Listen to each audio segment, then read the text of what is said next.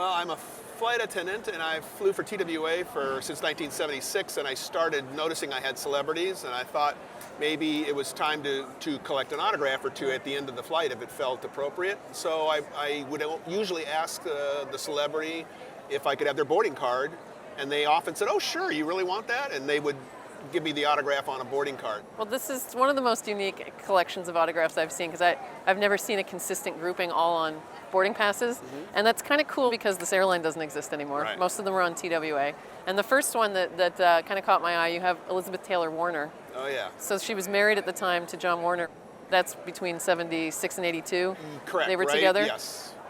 I find it fascinating. So you actually approached her. How was it appropriate to go up? And Oh, it's a huge story, but to be brief, she was on her way to a funeral in Albuquerque. We flew her from Washington to Chicago to Albuquerque.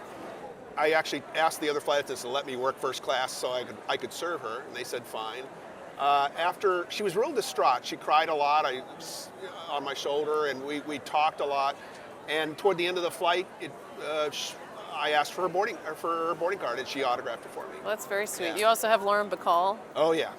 We were flying from Miami to Tampa and then on to St. Louis, and there was a shuttle launch in Florida that morning as we were flying, and she was in the bathroom, and the pilot came on and said, "Everybody look out the right side." And so she came out, almost knocked me over. We had a great time. We watched the shuttle take off.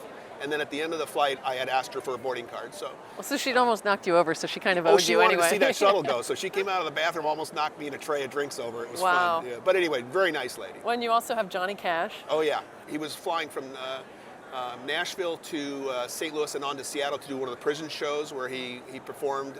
And so June Carter was with him. And very nice. What an elegant guy. And was very nice. So I asked for his autograph. It's one of my favorite collections of autographs, just because it's so well documented. Obviously, you obtained them firsthand. Oh, yeah. But Firsthand. people can trust it Yeah. because of the boarding passes.